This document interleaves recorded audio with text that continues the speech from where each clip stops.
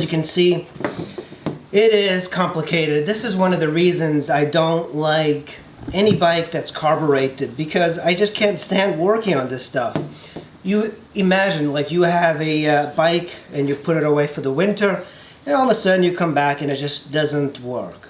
And a lot of times it's these carburetors. It's just, maybe it was a good idea back in the day, but not anymore. With fuel injection, it's a much better invention. Keep in mind where all of these hoses go.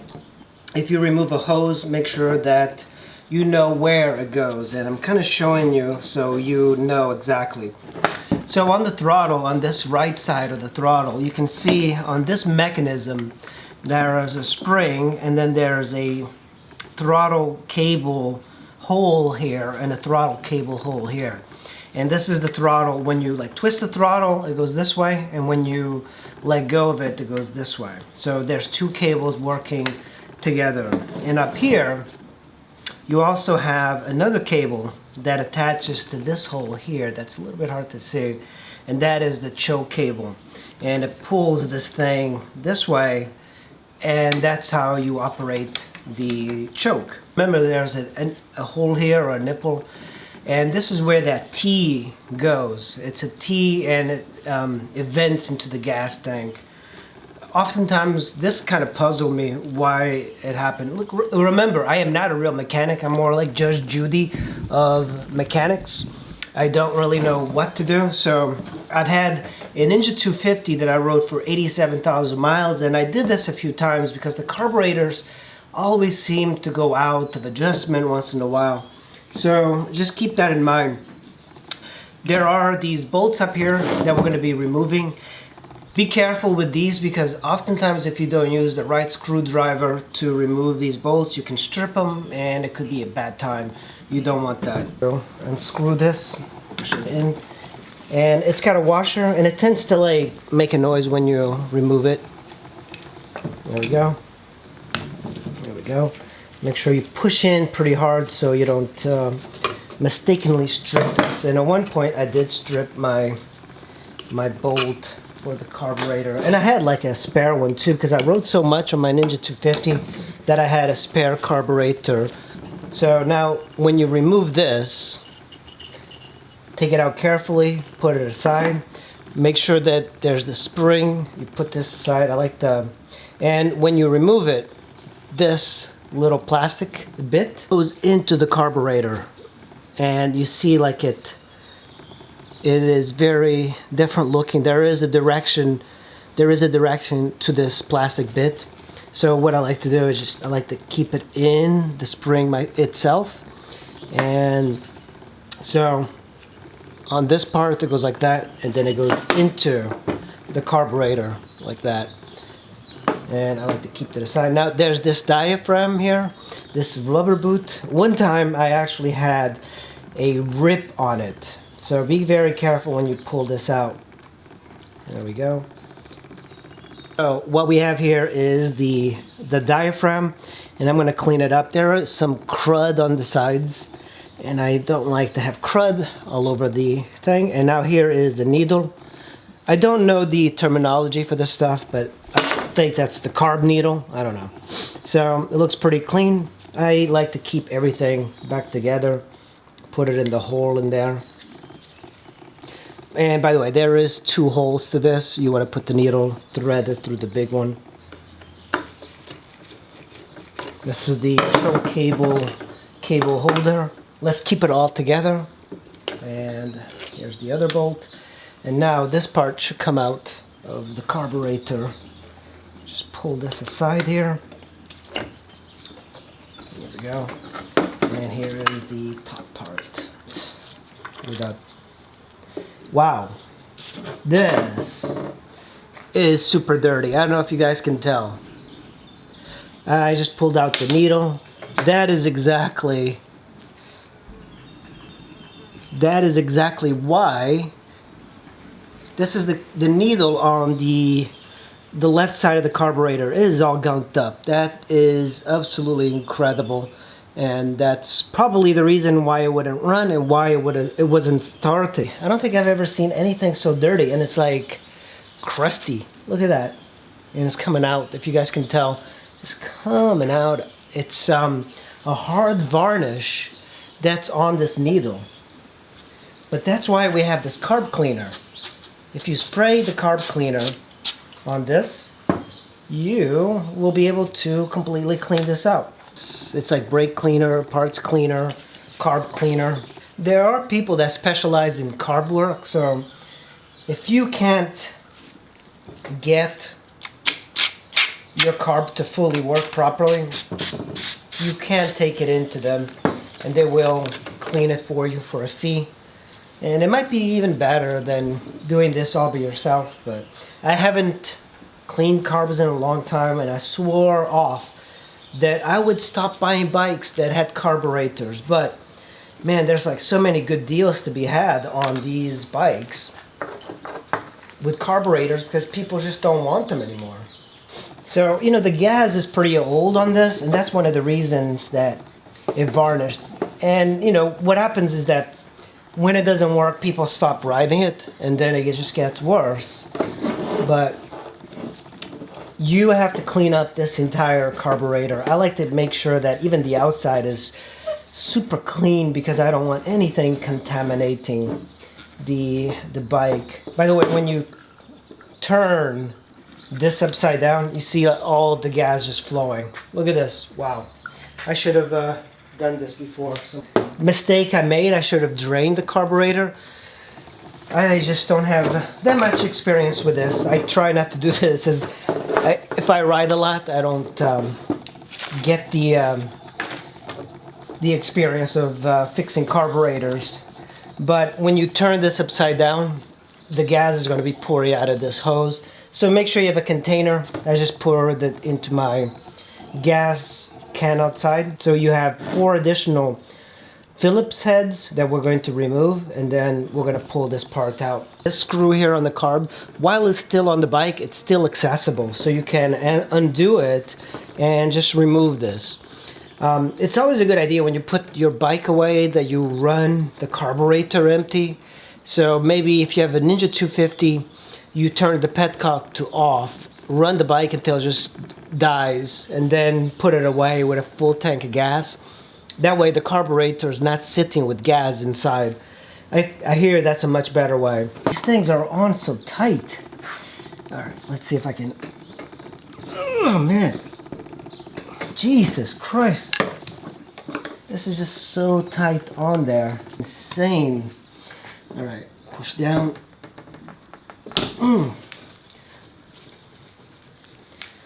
Jesus. I hate doing carb work, guys. This is just torture.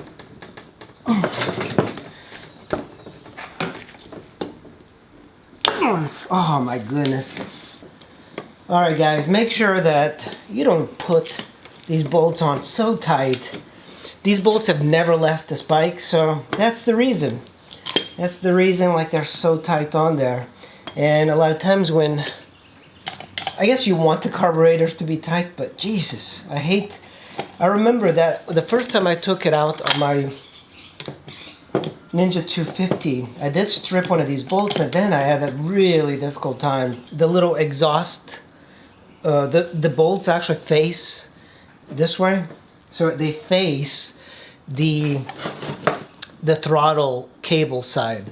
So remember, when you put these on, it will be this way towards the throttle cable side. So let's take this out. Man, that's dirty.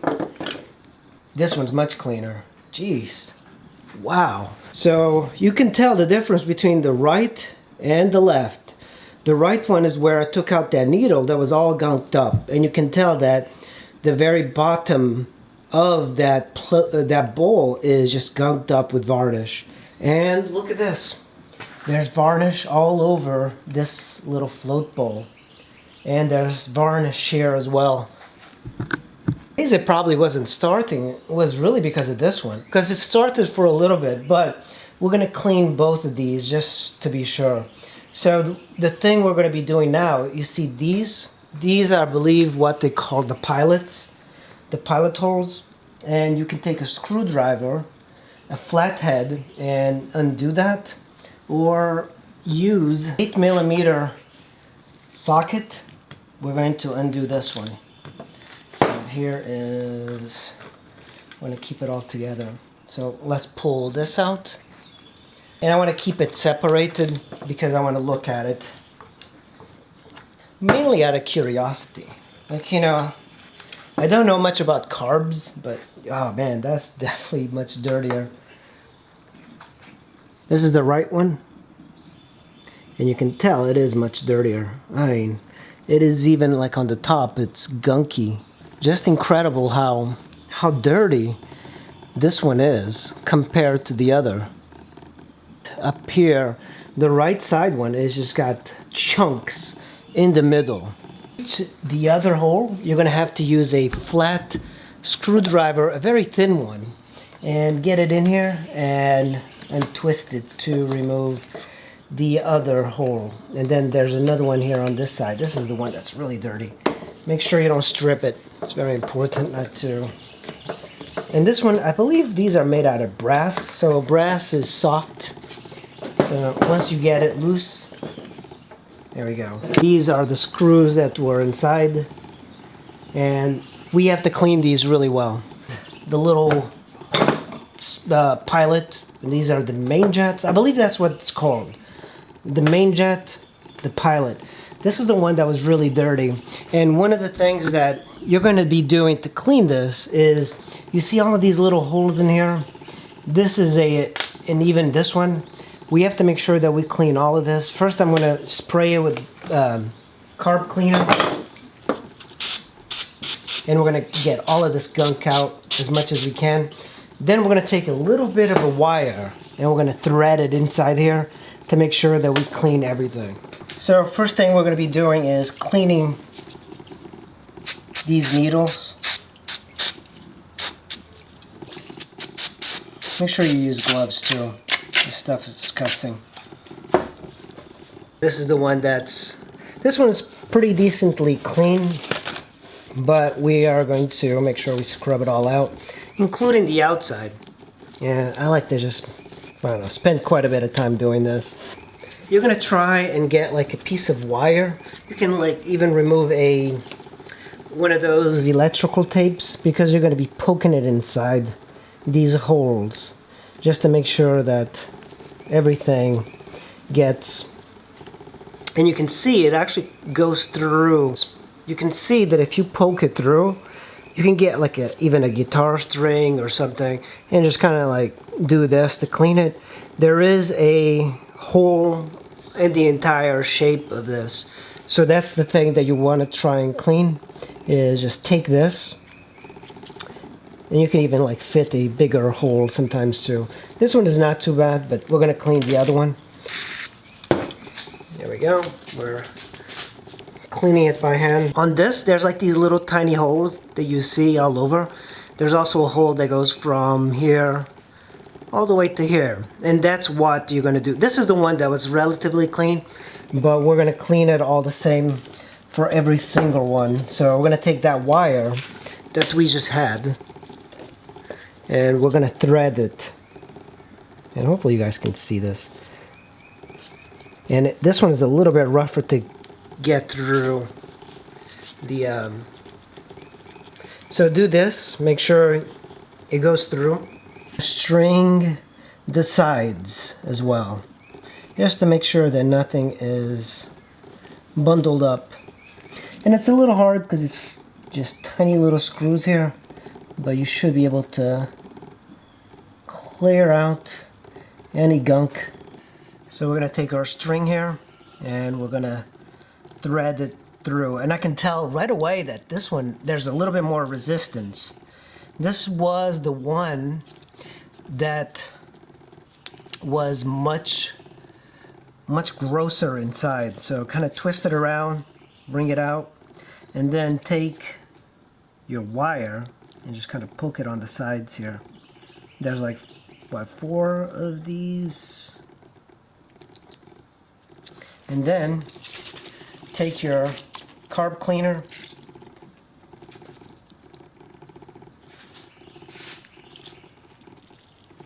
and spray it in there really well. This stuff really smells, guys, so make sure you wear a mask and use gloves. It's actually even discolored from the damage. I mean, that is gunky. There is gunk even here on the sides. Up. When you look at this, there is some gunkiness like over here that I can use a flat screwdriver to just clean the outside. I can't imagine what the inside is. Alright, so we're gonna take now our string. It is very, man, this is very thick on here. And we're gonna run this across, and I'm seeing like debris coming out of the other side of the wire. Look at that, the wire is so dirty. Incredible. And we're just gonna keep doing this as much as possible. We want to make sure there's no gunk at all here. If we leave the gunk in here, it's just gonna build up again. Look how dirty this is. Wow. This is the reason it wasn't running. So if your bike has this issue or not starting, or if it runs and then it dies, or it runs with just the carb on, this could be the reason. It's just one of these jets that's fouled up and you have to clean it. This is the issue with like carbs. Just like, who wants to do this? What I would do is I just might get a bigger wire, or maybe even bundle up 2 wires. That way you can fit it in here. And I'm just going to reach this big chunk of cable in here. I'm not going to go through with such a big thing, but it'll be good to get any of the gunk from the inside of this, because look at this. I'm bringing it out and it's really filthy. There's like so much gunk in here. So I'm glad that, look at that. That is just so dirty. If you look at the cable, to try and scrub as much as possible of this jet, the cable comes out with like crud. I mean, like, I don't know if you guys are able to tell, but there's actually like things dropping out. Look at just how dirty that is. Just incredible. This is just so filthy. No wonder this wasn't running. It's this thing. One particular carburetor was just so filthy. So we're going to just keep cleaning this, because this is gotten so dirty. I don't know if you guys can tell, but the color of this, it is not the exact color that came out. And I got a new can of brake cleaner. That old brake cleaner was from my old Ninja 250. So it was not doing too well anymore. So when you take one of these and you put the extension like this, you should be able to kind of do this and get it through the entire jet. And you can see it should come out, even like the dirty stuff should come out. And it's kind of dirty as well, so. And now we'll do the exact same thing for this one.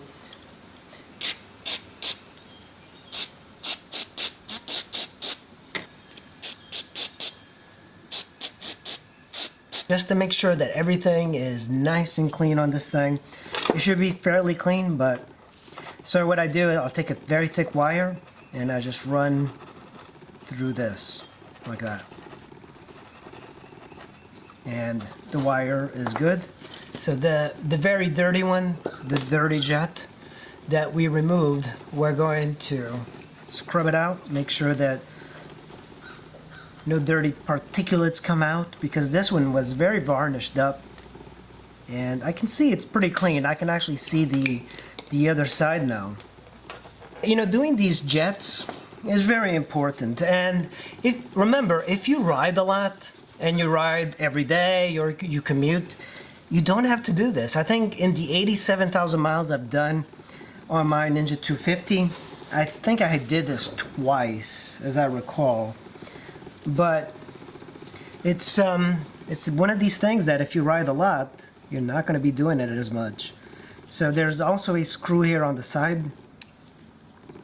I think it's like a vent of some kind. I don't really know. So I'm just going to stick my thing in there, make sure that it comes out.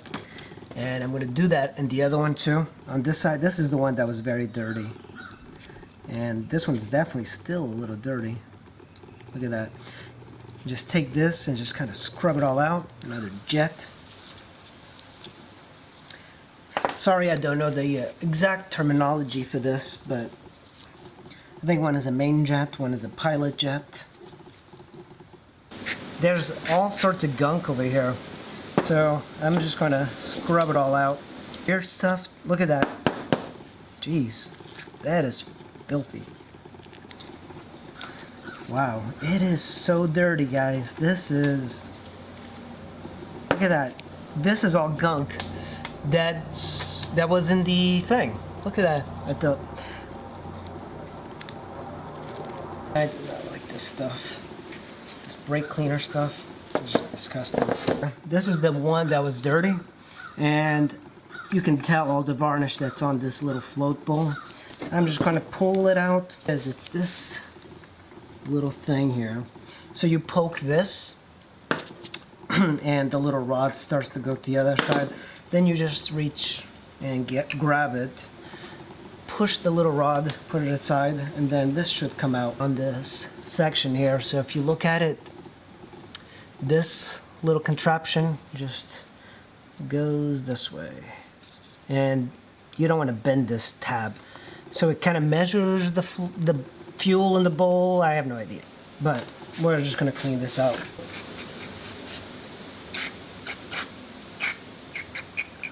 Now I got the carburetor pretty much all cleaned up. It's kind of a complex job if you rush through it, but here it is on the table, and I am ready to start putting it back together. Remember, putting it back together is the same way as you remove it, except it's a lot harder, I think. And here are the bits, all clean and ready to go. I don't want any particles on the carb itself, even on the outside. This one, you can tell it's the one that was bad. I'll spray my towel here.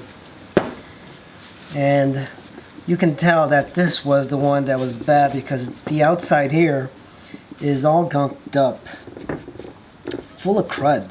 And on the outside, it doesn't affect anything, except I'm always a little bit worried that it will somehow, it's going to get in there. I have to be meticulous about this, but just put it aside, and then you can clean the rest of the carb. And I like to spray carb cleaner, brake cleaner inside here, and just take your time, clean all the surfaces out. Just make sure that you don't want to do this again. I'm actually going to even clean the outside of the carb. The compressor, just kind of blow it through. So there are these little plastic bits, and then there's a tab here that's metal, and you put that little thing on there, and then just drop it in, and then take your rod and lift up on this. You don't want to bend that steel tab, by the way. That's how you measure the float or something, and I don't want to have to go through that. So there is a play. And just thread it on the other side.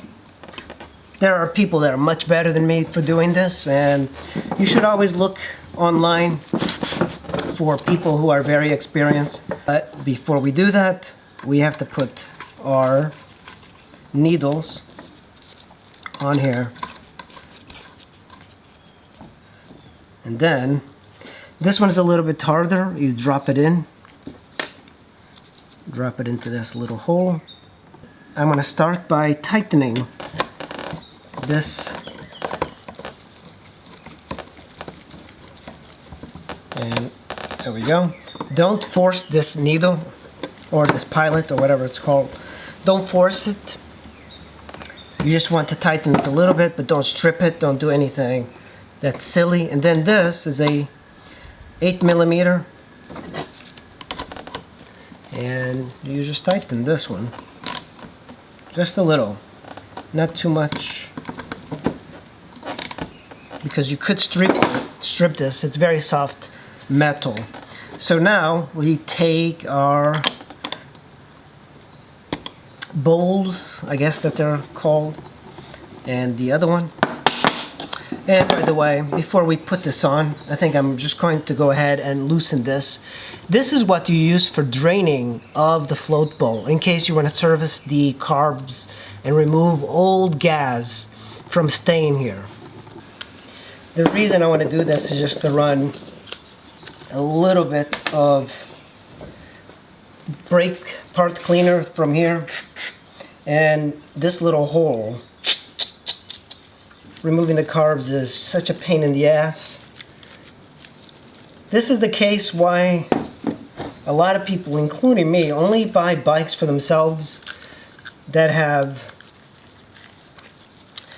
fuel injection. Fuel injection is just such a better way of going about it, but a lot of old-timers still prefer the carburetor method because of the way you can adjust it. So you can put different needles and stuff on it and have more power or whatever. I don't really care for that. The shiny screws are the ones that go on here. This screwdriver I'm using right now is actually a little bit too small for this type of work. But what I like doing is just using this really quick to kind of put it on. And then I'll tighten all of these bolts up. Right. Just spray it really quick.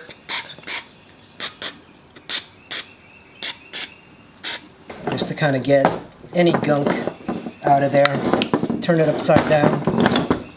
And now we're going to be putting the top part out. So we are ready to put everything back together. So the first thing you're going to be doing is putting in the rubber. And I already have the rubber on one side of the carburetor. This one's a little bit harder because of the hoses. There's only one way of fitting it. So if you reverse it this way, it's not going to fit. So it's only one way to fit this. The key is that you want to make sure that the diaphragm is on that specific groove. And then you have to make sure that this piece of plastic here, when you look at it, there's only one way of putting it. It's like these little legs down into that hole. But the needle goes perfectly into one side of that plastic. Don't put the needle this way. It's just this way. And what you can do is just drop the needle into that hole. And that's where the needle goes. And then the next thing, drop the plastic, and then the spring goes like that. So we're going to do the exact same thing for this one. We're going to drop the needle into that hole, and there's two holes. There's a main one, that's where you want to drop it, the big one, and then drop with the legs down into the hole and make sure it goes in there. There we go, it's nice in there. The spring, we're going to put the spring on one. And then we're going to take, now it's important to note that there is a rise here on this cap that goes onto the spring. And then we're going to put some screws here just to hold it while we do everything else. But I think for me what I do is I just put it in that space here. Make sure that the spring goes out here, not on the outside, because then you're not going to have a good movement. And I kind of look down, and at the same time I try to just do this really slow because I don't want to destroy and hurt the diaphragm. And here we go. Pull out this metal bit, put it on top. All right, so look around. Make sure it seats properly. And the thing we're going to be doing now, there's this piece that we took out. This belongs in the choke cable. It holds the choke cable in place. That, I believe, goes on this side. You see, this is the choke, where the choke cable goes. So this goes on here. That's the first one we're going to put. All we have to do is tighten all of these bolts, go clockwise, because what happens is that as you tighten the last one, The first one is going to be a little bit looser, so just kind of go over it. You can go diagonally as well. The carburetor is now, I guess, clean. So this is what a little tiny carburetor of a Ninja 250 looks like. It's pretty cute, and hopefully now we're going to see if our work paid off, because we're going to put it into the bike. Let's get started. That's how you clean a carburetor off a Ninja 250R. But if you have any other bike, this is a very similar system to any other bike.